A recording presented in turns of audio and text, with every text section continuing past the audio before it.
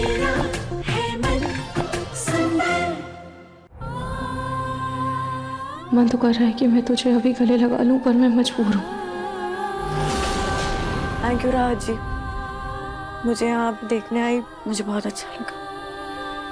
जूही, doctor ने तुम्हें आराम करने के लिए कहा है। उन्होंने कहा है कि तुम बिना किसी की मदद के हिल भी नहीं सकती, तो अब से अपना खास ख्याल रखो। जी मम्मी जी। मुन्नी क्या ना, अरे कहाँ, तो पहले के जमाने में जब बच्चे छोटे होते थे तो उनकी माएं एक टांग पे खड़ी रह के सारे काम करती थी, उनकी परवरिश में दिन रात एक कर देती थी। और कहाँ ये अपनी टांग तुड़वा के बैठी है, अब घर वालों से सेवा कराएगी। अरे तुम्हारी बेटी की देखभाल कौन करेगा? हाँ, कौन उसे खिलाएगा, नहलाएगा, सुलाएगा? मुन्नी आजा बच्चा। आराम। रोते नहीं, आजा आजा आजा। जूही, तुम कैसी माँ हो? हाँ, बच्ची का तो ख्याल रख नहीं सकती, कम से कम खुद का तो ख्याल रख लेती। तुम उस फॉल में गिरी कैसे? दादी मैं जान करके थोड़े गिरी हूँ, पता नहीं कैसे पैर फिसला, मेरा क्या हुआ, मैं पॉन्ड में जाके गिर गई, वो खिड़की लग गई थी मुझे। हाँ वो खिड़की तो हमने भी देखी थी, लेकिन वो अचानक से तुम्हारे ऊपर गिरी कैसे? पानी समझ, मुझे भी समझ में नहीं आ रहा। वो दरअसल खिड़की के बोल्ट नट ढीले तो हो रहे थे, कारपेंटर को बुला के भी ठीक कराया था।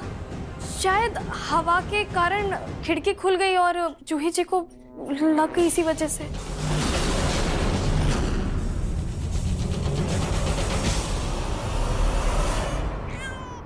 मुन्नी, ये तो चुप ही नहीं हो रही है। मुन्नी क्या हुआ है, रोते नहीं? ये कौन संभालेगा इसे? हाँ, कितनी रो रही है ये? माँ जी हम सब हैं ना, हम सब मिलकर मुन्नी को संभाल लेंगे। परेशान मत होइए। समर, बेटा दे, मुझे दे। हाँ माँ। मम्मी जी उसकी आंखों में फूंक मारी ना प्लीज।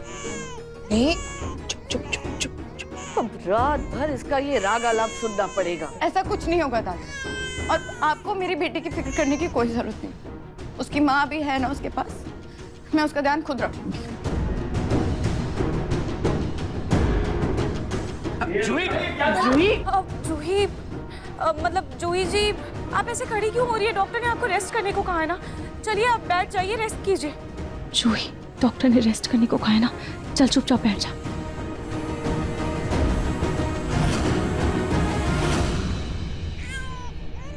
अरे ये तो दूध भी नहीं पी रही है और गोद में भी चुप नहीं हो रही है, इसे चाहिए क्या? अरे एक नंबर की रोतलू है ये, बिल्कुल अपनी मौसी की तरह।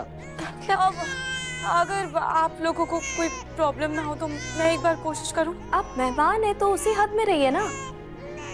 हाँ पर बच्ची मेरी है ना, और राहत जी मेरी दोस्त है। राहत जी आप प्लीज एक बार मुन्नी को गोद में लेके देखिए ना, शायद आपके पास वो चुप हो जाए।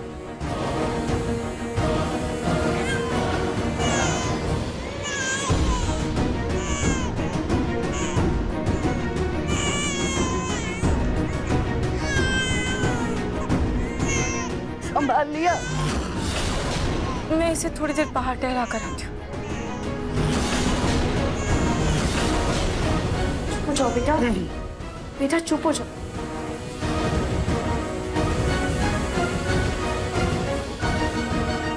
बेटा चुप हो जाओ। देखो देखो कौन आया आपके पास, आपकी मासी आई है। चुप हो जाओ, चुप चुप चुप।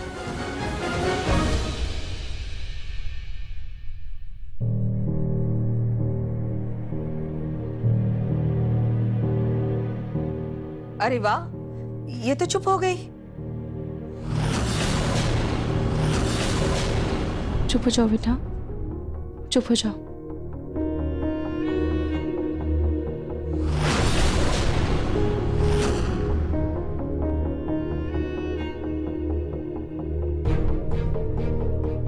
राहत में ऐसी क्या बात है? मुन्नी से अनजान होने के बावजूद भी ये उससे ऐसे जुड़ गई है जैसे इसका मुन्नी के साथ कोई रिश्ता।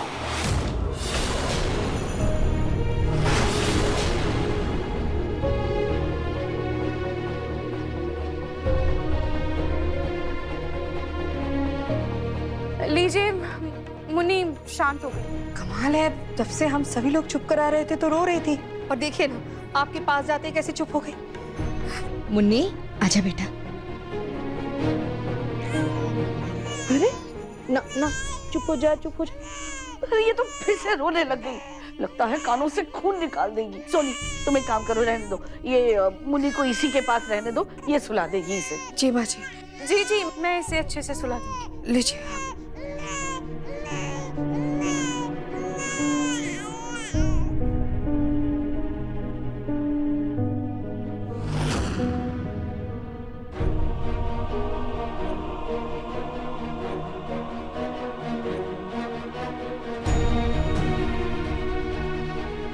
जूही, तुम मुन्नी को लेकर बिल्कुल भी स्ट्रेस मत लेना। मैं अच्छी से अच्छी आया अपॉइंट करूंगा जो हमारी मुन्नी का अच्छे से देखभाल करे और संभाल के रखे।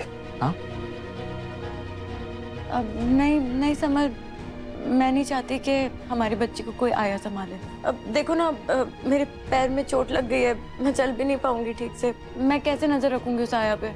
और अगर उस आया ने हमारी बच्ची का ख्याल नहीं रखा ठीक से तो मैं ऐसे किसी को अपनी बच्ची को संभालने नहीं दूंगी। मैं अपनी बच्ची से उसी को दूंगी जिस पे मुझे पूरा भरोसा है। जूही देखो, मैं मुन्नी को संभाल लेती, लेकिन तुमने देखा ना मेरे गोद में आते ही मुन्नी कैसे रोने लग रही है। तो मैं कैसे? और आजकल मेरा भी ऑफिस में काम इतना बढ़ गया है, ना मुन्नी की देखभाल मैं खुद कर लेता। सॉरी जूही भाभी, आप तो जानती हैं ना कि मेरा भी बेबी होने वाला है, नहीं तो मैं मुन्नी के लिए ऑलराउंडर बुआ बन जाती, लेकिन इस हालत में सॉरी मैं हेल्प नहीं कर पाऊंगी। बुआ ना सही, मासी जैसी ही मिल जाए। हाँ जी, देखिए ना, मुन्नी आपकी गोद में आते ही कितने आराम से सो गई। क्या आप मुन्नी के खातिर आप कुछ दिन के लिए हमारे घर में रह सकती हैं, हमारे साथ? वाह जूही वाह, अभी थोड़ी देर पहले तुम कह रही थी कि तुम अपनी बच्ची किसी गैर के हाथों में नहीं दोगी, और अब तुम उसके हाथों में सौंपने को तैयार हो जिसे 4 दिन पहले परिवार में से कोई जानता नहीं था। इस औरत ने ऐसी क्या गुत्थी पिला दी तुम्हें कि 4 दिन में ये तुम्हारी इतनी सगी हो गई? देखो मिस राहत एक प्रोफेशनल आर्टिस्ट है, उनके और भी काम है, पर्सनल लाइफ है, वो मुन्नी की बेबी सिटिंग क्यों करेंगी? मेरी मुन्नी को ना उसके पापा संभाल पाए और ना उसकी दादी, लेकिन देखिए ना, राहत जी की गोद में आते ही कैसे आराम से चुप हो गई, और अब देखिए सो भी रही है। राहत जी देखिए, आप मेरी दोस्त हैं, लेकिन आपका जवाब जानना चाहती हूँ प्लीज, क्या सिर्फ कुछ दिन के लिए मेरी बच्ची का ख्याल रखने के लिए आप मेरी मदद करेंगे प्लीज? आज अगर मेरी बहन यहाँ होती ना तो मुझे किसी के आगे हाथ फैलाने की जरूरत नहीं पड़ती, क्योंकि मेरी बहन खुद अपने आप मेरी बच्ची का ख्याल रख लेती, लेकिन वो नहीं है ना यहाँ पर। राहत जी, आप दोस्त है ना मेरी, प्लीज मुझे अपनी बहन समझ के प्लीज कुछ दिन पे मेरी हेल्प कर दीजिए ना। आज इन दोनों की सगाई होने जा रही है,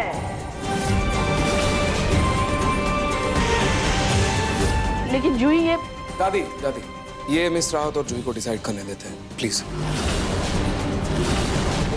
राहत जी देखिए, मैं आपसे पहली बार रिक्वेस्ट कर रही हूँ, प्लीज मान जाइए ना। आप कहेंगे तो मैं आपके सामने हाथ भी जोड़ लूंगी, प्लीज। नहीं, आपको हाथ जोड़ने या रिक्वेस्ट करने की कोई जरूरत नहीं। मेरी भी एक बहन है, उसकी एक बेटी है,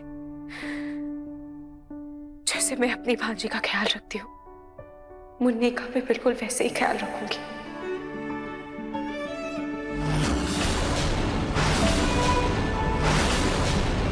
ठीक है, तो मैं आपके लिए गेस्ट रूम रेडी करवा देती हूँ। जी जूही, तुम रेस्ट करना, मैं तुम्हारे लिए दवाइयाँ लेकर आता हूँ। ठीक है। हाँ जूही, आराम करने का मतलब अच्छे से आराम करना होता है, तो प्लीज अपनी सेहत को लेकर अब कोई लापरवाही मत करना। जी मम्मी जी।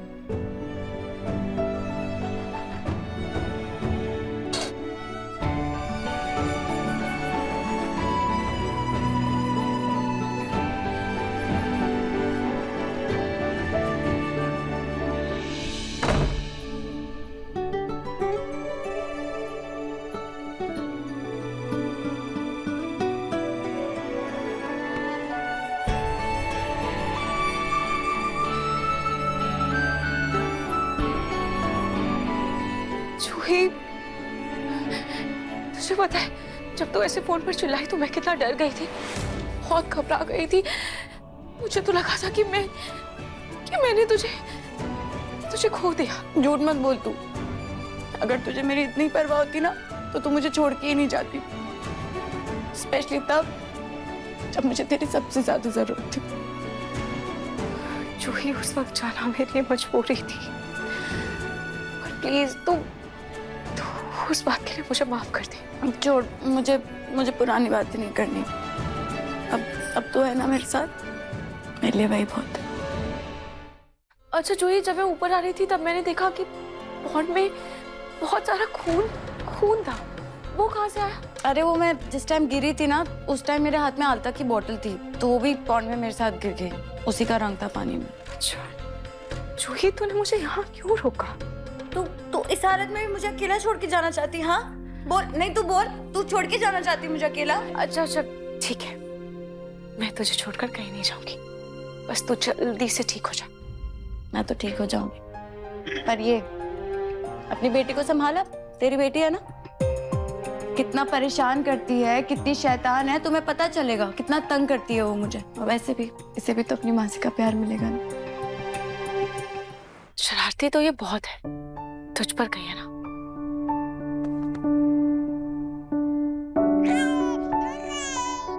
लो फिर से रोने लगी। मैं इसे बाहर थोड़ा ला कर लाती हूँ। ठीक है।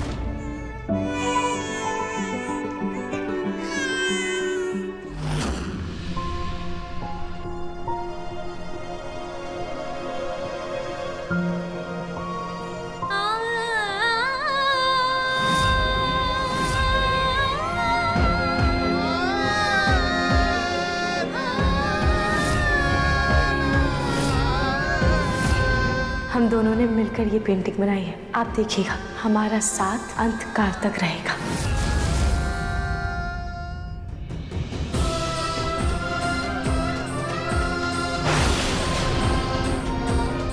मिस राहत, आप यहाँ कहाँ जा रही हैं? ये गेस्ट रूम नहीं है। सॉरी, वो मुझे लगा कि कमरे में सिर्फ कबाड़ है। हाँ, लेकिन जब नाहर और शीतल की शादी हो जाएगी तो वो कमरा उन दोनों का हो जाएगा।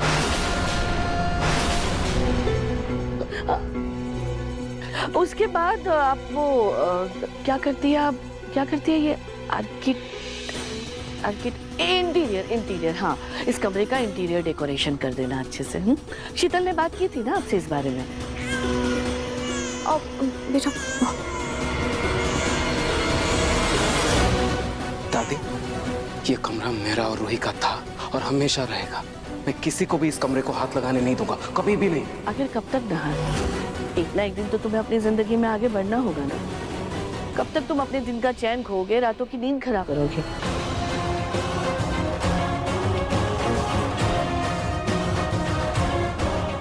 बहुत जिद्दी हो ना नहार, लेकिन मैं भी तुम्हारी दादी हूँ। जब अग्नि तुम्हारी जिंदगी में थी तब रूही की वजह से तुम अग्नि को भूल के आगे बढ़ गए थे। वैसे ही शीतल की वजह से रूही को पीछे छोड़ दोगे। बस किसी तरह शीतल और तुम्हारी जल्दी से शादी करानी होगी।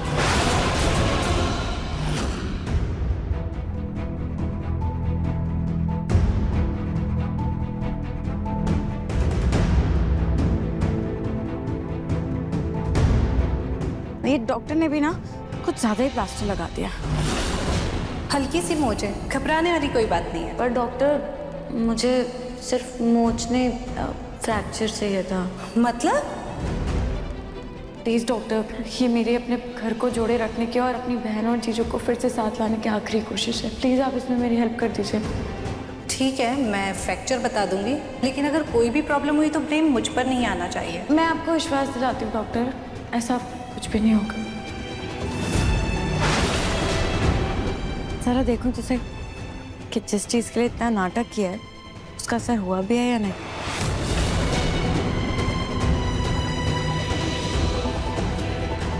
चला भी नहीं जा रहा इस प्लास्टर में।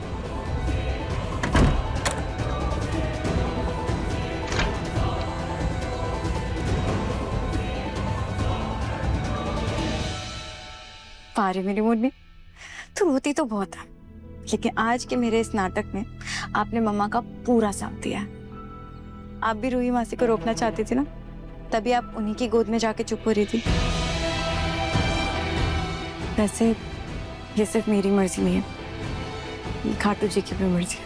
तभी तो मैं उस टाइम फोन पे बात कर रही थी रूही से जब मेरे साथ वो हादसा हुआ, क्योंकि खाटू जी जानते थे कि मेरी एक चीख सुनते ही रूही दौड़ी चली आएगी। खाटू जी भी रूही और नाहर जीजू को साथ में मिलाना चाहता है। तो ऐसे नाहर जीजू कहाँ है?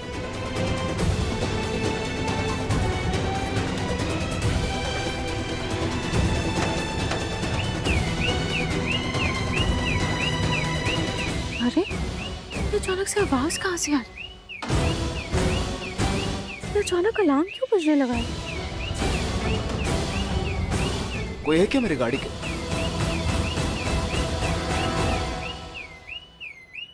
अच्छा आप हो? हाँ, पर ये गाड़ी का अलार्म कैसे बजा मुझे नहीं पता, पर मैंने कुछ भी नहीं किया। अरे अरे इट्स ओके, कभी कभी हो जाता है। मैं देखता हूँ।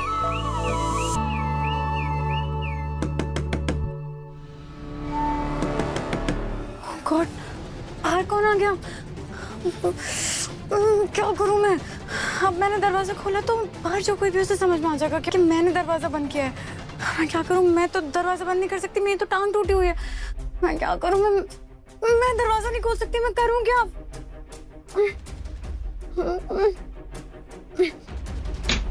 जूही, ये दरवाजा अंदर से कैसे बंद है? रात तो मुन्नी को लेकर बाहर है और जूही बिस्तर से हिल नहीं सकती, फिर ये दरवाजा किसने बंद किया होगा? कोई बात नहीं माँ, मेरे पास चाबी है ना, मैं खोल देता हूँ। हाँ बेटा देखना।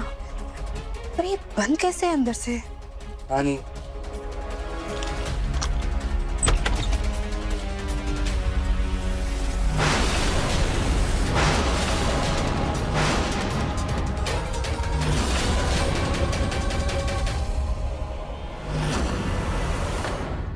देखो तो कितनी खुश है मुन्नी आपकी गोद में, जैसे आपसे कोई पुराना रिश्ता हो। जब बच्चे के साथ दिल का कनेक्शन जुड़ जाता है ना, तो जन्मों का रिश्ता अपने आप बन जाता है। लगता है आपको बच्चे काफी पसंद है। मुझे भी, मेरा भी एक बेटा।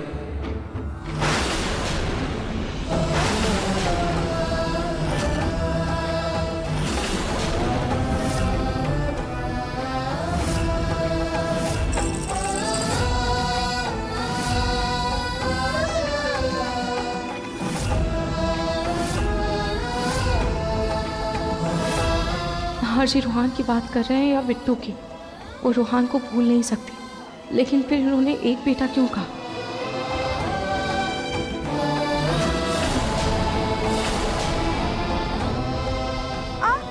बेटा क्या कर रहे हो आप? बाल क्यों खींच रहे हो?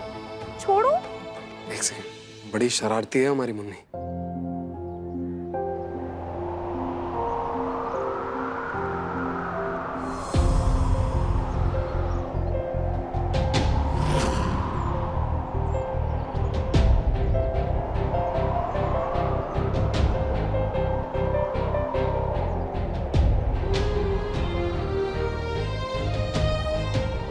जब भी राहत आसपास होती है तो मुझे रूही के होने का एहसास क्यों होता है?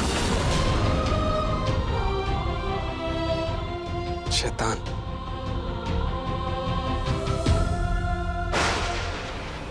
ये ऑफिस वाली लड़की मुझे कुछ सही नहीं लग रही।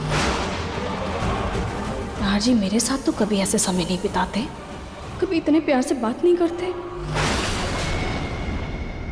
ओ महारानी, क्या कहाँ खो गई?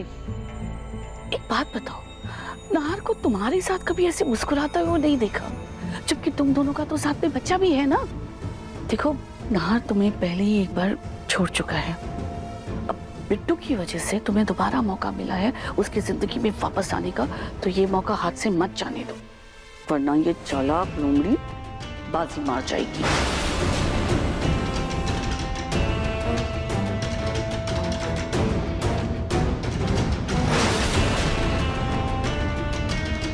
नाहर जी ने राहत की शक्ल तक नहीं देखी है, फिर भी क्यों चिपक रहे इसके साथ इतना?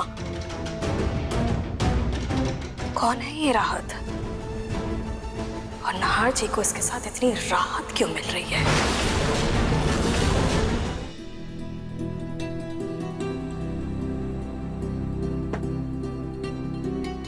राहत जी, वो चेयर पे, नहीं मेरा मतलब है कि वो मेरी जगह है। आप इस पे आइए ना, आइए आप इस पे बैठिए, आइए आइए। रहने दीजिए, मैं खाना अपने कमरे में ही खा लूंगी। रात बेटा, तुम हमारे घर की मेहमान हो और तुम हमारी जूही और उसकी मुन्नी के लिए बहुत कुछ कर रही हो। आज तुम हमारे साथ बैठकर खाना खाओ। चल बैठो। बैठिए ना।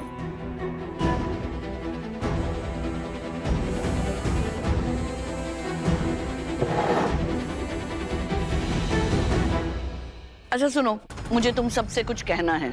न्यू ईयर पार्टी के दिन जो काम अधूरा रह गया था उसे अब पूरा करना होगा। काम? कौन सा काम दादी? बेटा, शीतल और नहार की सगाई।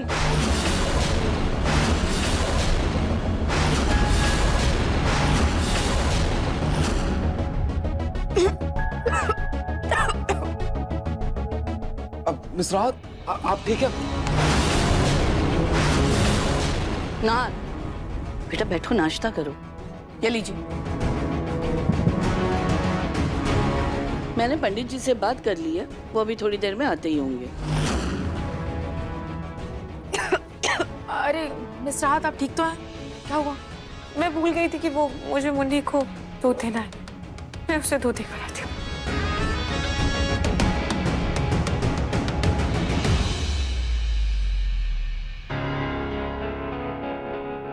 दादी क्या है ये सब? फिर से आप सगाई की रट लगा रही हैं। हाँ तो तुम्हें मजबूर कर रहे हो ना नहार। उस दिन अगर तुम सगाई से इस तरह भाग नहीं जाते तो आज तुम्हारी सगाई हो चुकी होती। देखो, आज मुझे कोई बहाना नहीं चलेगा।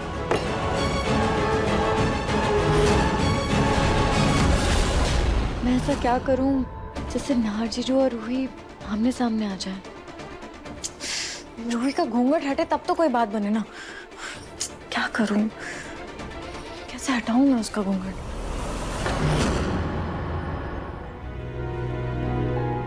न्यू ईयर पार्टी के दिन जो काम अधूरा रह गया था उसे अब पूरा करना होगा। शीतल और नहार की सगाई। उस दिन पार्टी में मुझे सगाई नहीं देखी जा रही थी, और फिर से मुझे वो दर्द सहना होगा।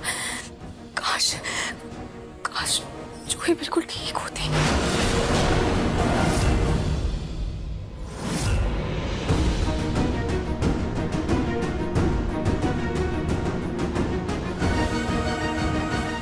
मम्मी, अब आप ही कोई रास्ता दिखाओ प्लीज। आप ही बताओ कि ऐसा मैं क्या करूं जिससे रूही और नाहर जीजू साथ आ सके। नहार, मैं तुम्हारी अब कोई बात नहीं सुनने वाली। पंडित जी आधे घंटे में आ रहे हैं तो तुम और शीतल तैयार होके नीचे आ जाओ। आज ही सगाई होगी।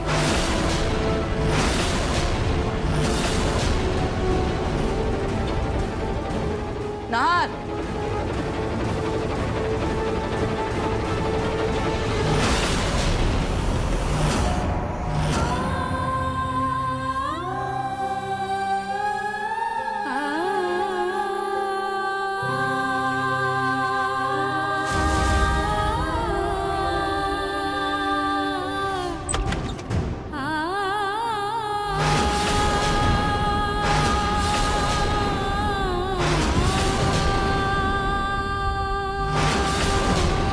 जूही, जूही तू क्या कर रही है? डॉक्टर ने तुझे ऐसे खड़े रहने से मना किया ना। तू चल बैठ।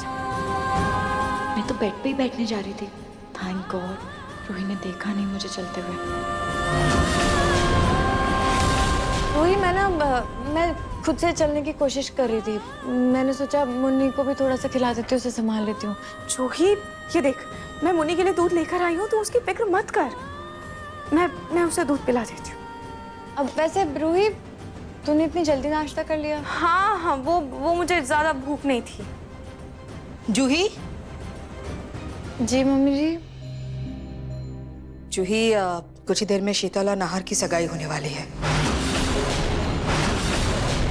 तुम तो सगाई में शामिल हो नहीं सकती, लेकिन मुन्नी का ये पहला फंक्शन है, तो तुम मुन्नी को बहुत अच्छे से तैयार कर देना।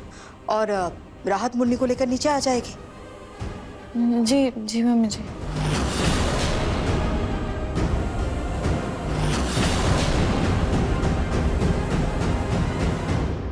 क्या हुआ रूही? नाहर जी जो अपनी लाइफ में आगे बढ़ चुके हैं, तो तू क्यों रो रही है? तूने तो कहा था ना कि तुझे उनसे फर्क नहीं पड़ता। मैं नहीं रो रही हूँ। नहीं रो रही ना, तो ये घूंघट हटा, दिखा अपना चेहरा मुझे। ठीक है, मैं खुद ही आके देख लेती हूँ। अब मैंने कहा ना, मैं नहीं ले रही हूँ, तू बैठ जा। और मुझे कोई फर्क नहीं पड़ता है। फर्क नहीं पड़ता ना तुझे, इसलिए तुझे भूख नहीं लग रही थी, है ना? तो ये सब छोड़, मुन्नी को तैयार करना है ना, मैं मुन्नी को तैयार कर देती हूँ। तू आराम कर।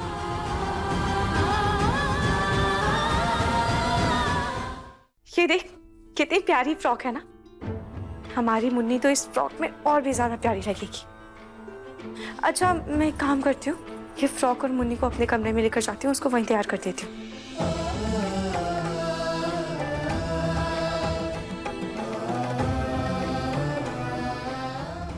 मैं आती हूँ।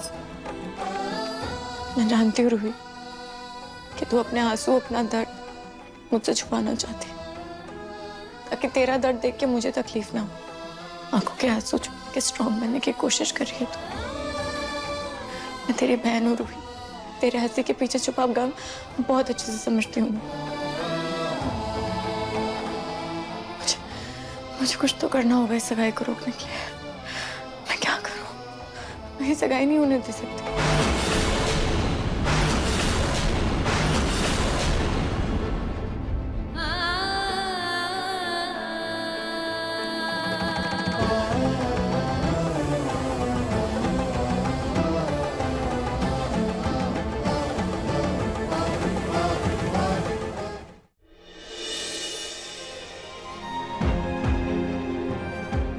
चलिए, आज भी और हर जन्म में नहार जी ही मेरे पति रहेंगे, चाहे उनकी जिंदगी में मेरी जगह होना हो।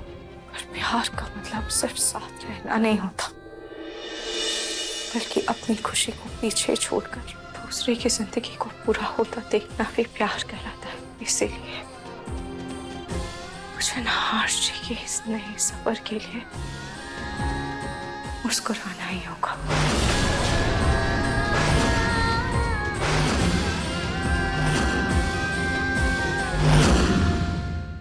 मन सुंदर रात 8 बजे दंगल टीवी पर।